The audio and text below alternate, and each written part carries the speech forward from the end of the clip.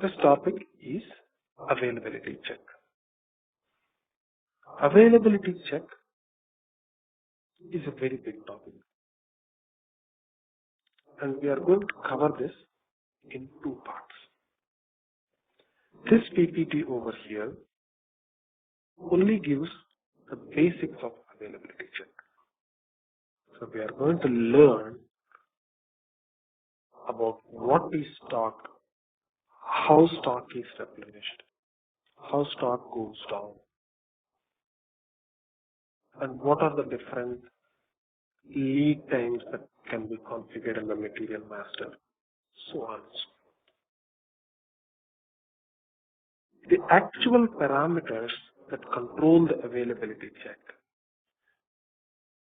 like checking group, checking rule, and the other pieces of configuration will be dealt with in the next part.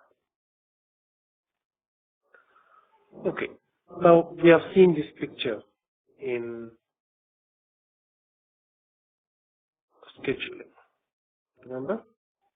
So we have talked about the material and the different modes of computing, the different lead times. If stock is available, then deliver it.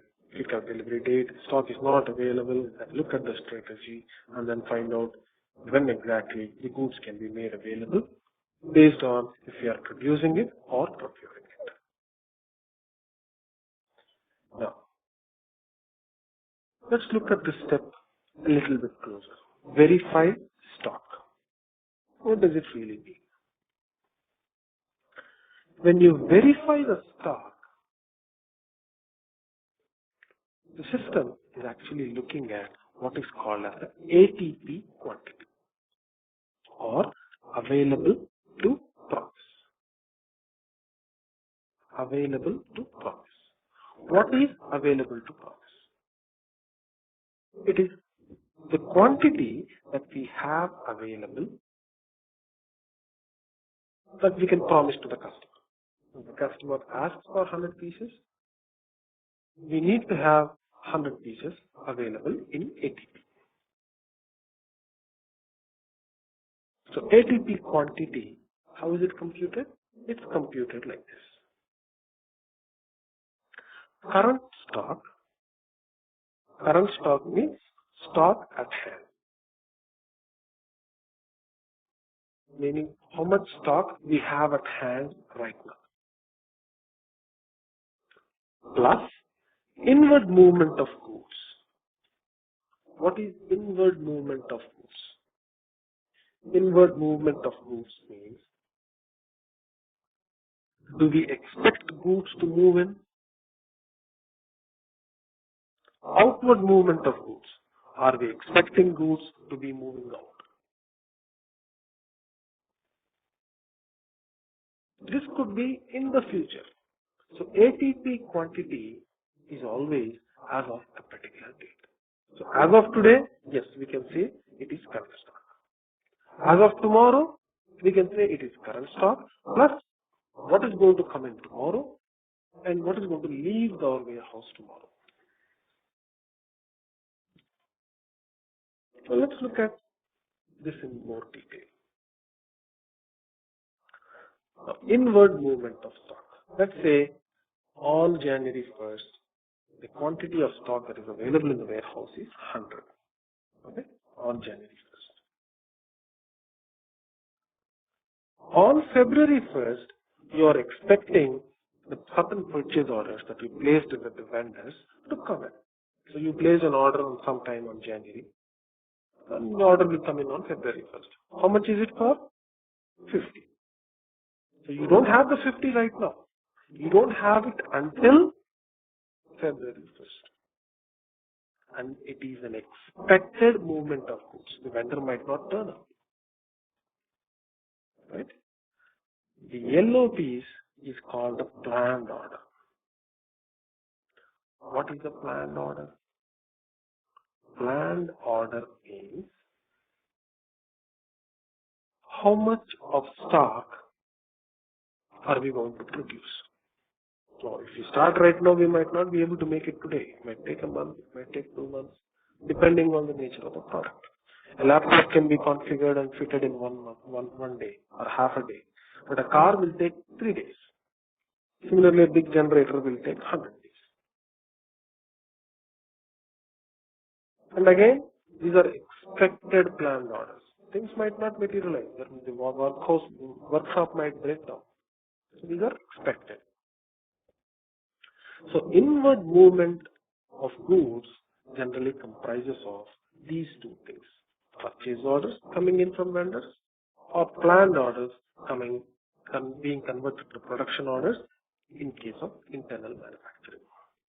These are only two modes, right? You either procure them or produce them. When you procure them, purchase orders will increase your stock. In both these cases, the stock will go up. When you manufacture them or procure them, the stock will increase. And this is called inward movement of stock. Inward movement of stock comprises of available stock plus stock that is going to come in due to a purchase order, stock that is going to be manufactured due to a planned order. So as of January 1st, what is the total ATP stock? 100. But as of February 1st, today, if you think about February 1st, yes, I will have 100 plus 50, 150. Because 50 is going to be added here. And as of today, if you think of March 1st, you have 100 plus 50 plus 75, 225. This is how you should look at ATP.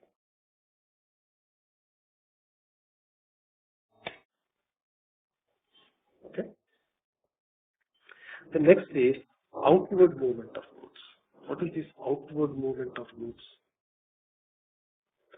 Outward movement of stock means, okay, we have some stock, but stock can go out because of orders and deliveries. These are the two things that will remove the stock from our warehouse or that will reduce the stock. Now we understand that a delivery will reduce the stock because once the delivery is created and PGI is done, the stock will physically go out. But when a sales order is created, let's say a sales order is created for material M01 quantity 100. Well, it is just created today. Does it mean the stock will go down? Yes and no. Yes, because 100 quantity will be reserved and hence the amount available for the next order will come down. No, because the goods have not physically been delivered out, just been created. Maybe the delivery is tomorrow. So physically the stock is there. But that amount of stock is reserved for that sales order, which essentially decreases the stock. Right? This is outward movement of stock. Now, if you combine both these things together, you get the available ATP quantity. Current stock plus planned receipts. Now, I'm changing the word receipts to planned receipts. Why? Because these are planned, not actual. Planned, meaning, yeah, we are expecting some goods to be manufactured. We are expecting some goods to be procured. These are planning. It might not materialize. Not necessarily. There might be a snowstorm, like it's happening in the east now, and things might not come in. So these are planned, not actuals. Same with issues. An order might be scheduled to be delivered tomorrow, but the person loading the truck might not come. So it's only planned. Okay? So just as an exercise, just to illustrate the point, everything in green is stock in the warehouse. Everything in blue represents the ATP quantity. Okay? Now, if you look at a scenario like this, okay, some sales order for immediate delivery on January 1st. for quantity 250. What happens? Does the stock in the warehouse go down? No. The stock in the warehouse is not going to go down. Only the ATP quantity is going to be reduced. Why? Because delivery has not been done yet. The stock has not been physically taken out. But on the day the delivery needs to happen, the stock will have gone down. The actual day when the delivery is done will reduce the stock.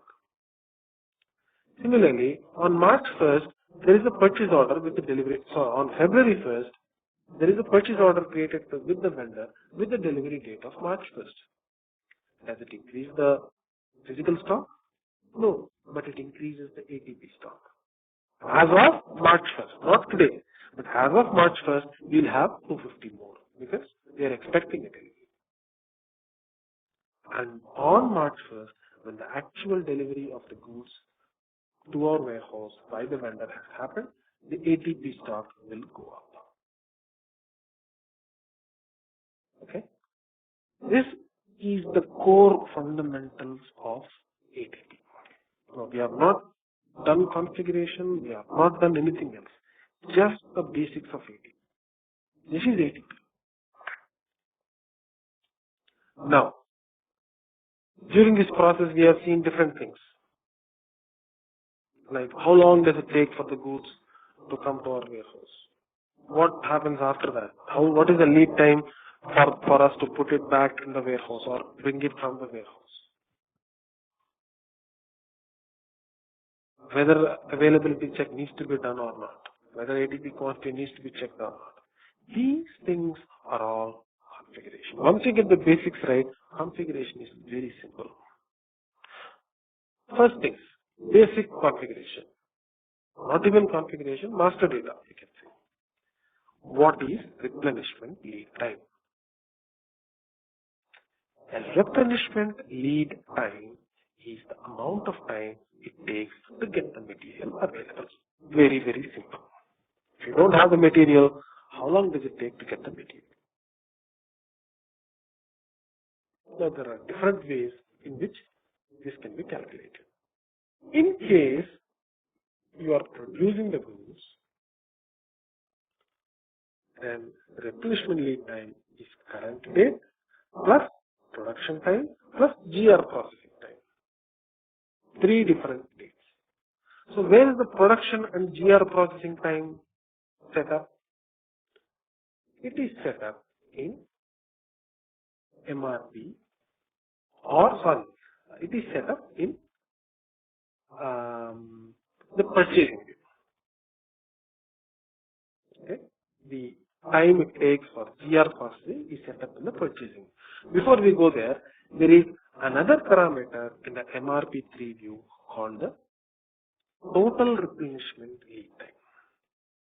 Now, see, we are looking at 2 different things. Both of these things in case of in-house production. First way of calculating is current date plus production time plus GR processing time. We know where these parameters are being set. They are all set in the material master. Now, another way to compute this is specified in the MRP3 view. It is called total replenishment lead time. And in this case, you don't need to explicitly specify GR processing time, production time, and all that. All put together, you will give an average. Okay, it will take 10 days for this material to be available in-house, irrespective of goods processing time, GR processing time, so on.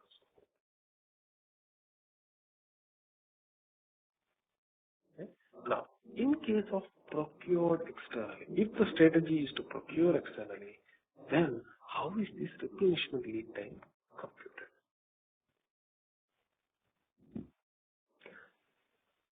There are again 3 parameters. First parameter is purchasing lead time, which is how long does it take to convert a purchase requisition to a purchase order. Why is this important? When you create an order, you don't generally, MRP produces purchase requisition. It doesn't produce purchase orders. Every purchase requisition, whether it is created by MRP or by an individual, needs to be manually converted to a purchase order. And when the manual step comes in, there will be a lead time. You have to give the person some time to think and react. That is called purchasing lead time. So it is the time required to convert a purchase requisition to a purchase order. And it is set up at the plant level. So if you go to SPRO, ING, purchasing, purchase requisition, and purchasing processing time, for a plant, you can specify the purchase processing time. So the amount of time it takes for the purchase requisition to be converted to a purchase order can be configured at the plant level. Okay, next is GR processing time. What is this GR processing time? GR processing time is goods receipt processing time.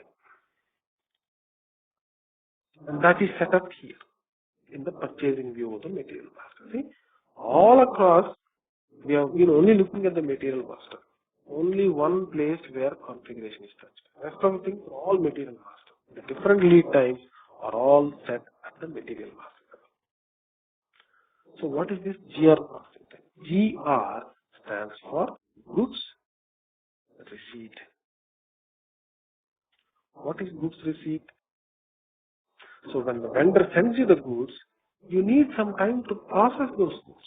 Meaning, so the big package comes in.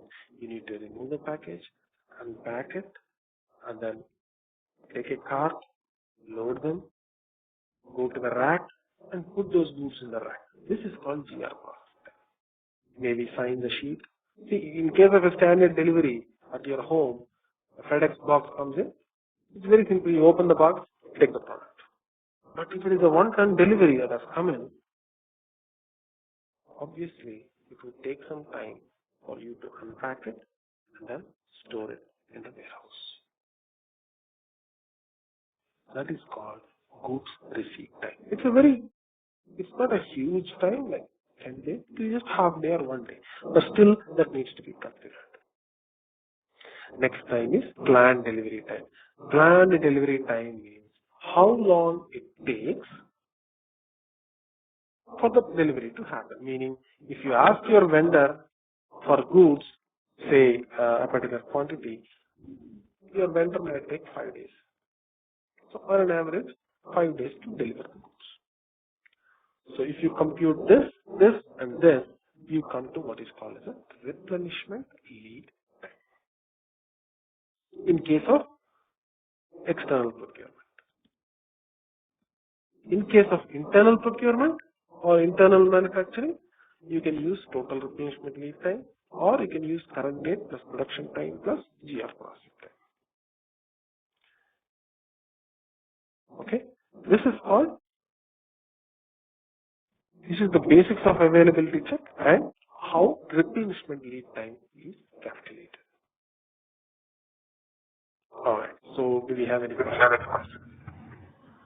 Yeah, Shiva, checking group and checking rule and say. Yeah, checking rule will come to. We have not come to checking group and checking rule yet. I'll come to that piece of configuration. We have not touched configuration yet, like I said. It's only master data and the concepts. Checking group, checking rule, will come to that in a bit. Okay. So up until this point, do you have any questions? No, Shiva, I'm fine.